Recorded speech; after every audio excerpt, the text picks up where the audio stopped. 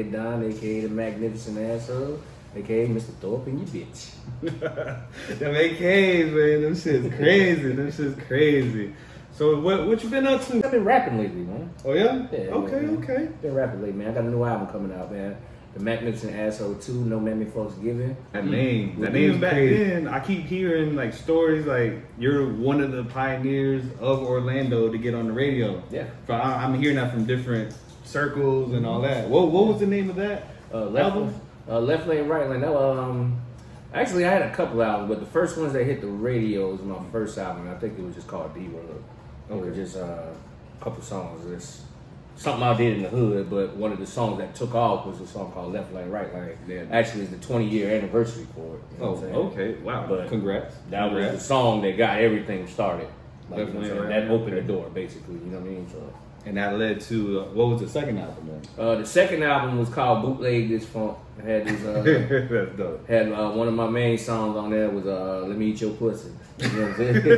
Okay. It was a big song. Actually, that's about probably like 15 years ago, man. I got some old albums that still sound good. But yeah, man, that was a Bootleg This Funk, and I did Left Lane, Right Lane 2. So those are the two songs off those.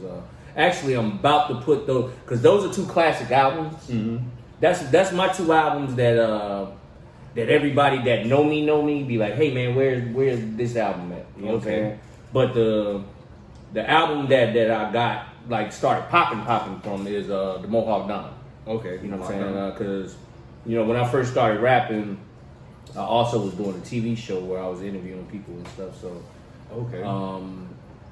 the music kind of took a backseat at the time at first. You know what I'm saying? So I was doing the interviewing thing for a minute, and we was going hard. I was aired in 70 cities. We was on cable.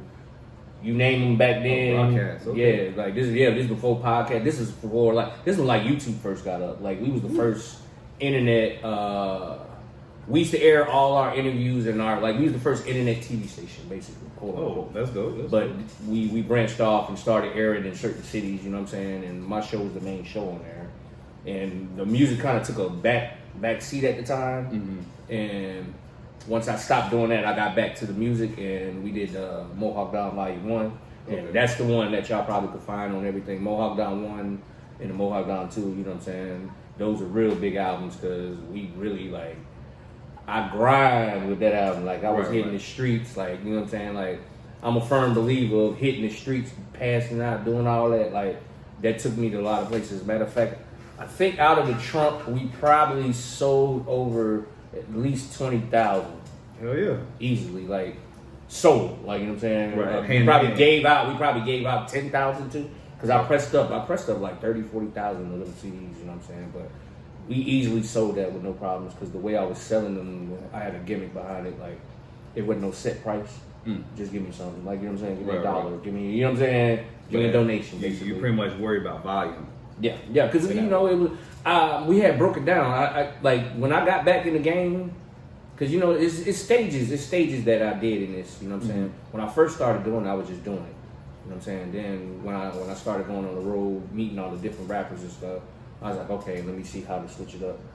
Let me put the business in it. So when we put the business in it, I started breaking everything down. Like, okay, Streaming. Is that Mohawk Don 1 and 2?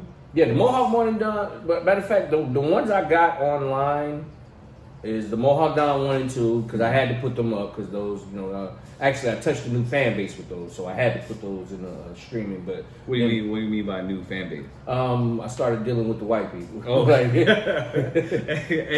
hey, straight up, shout out, I started being a guest on Tom and Dan. Okay. You know what I'm saying? So the radio show? Yeah. Okay. So I started being on Tom and Dan. Shout out to Tom and Dan. I love them dudes, man. And once I started being on that show, it opened me up to a whole different audience. And that's what kept me going. And I made the Magnificent Asshole. I made that album probably 8-9 years ago. But that's probably my biggest album. Like easily, hands down. I sold probably 5,000 the first day. Ooh. Like hand to hand. Like we was That's like good, little chunk of change. Yeah, that album was crazy. Like I still get booked off that album to this day. You know what I'm saying? So,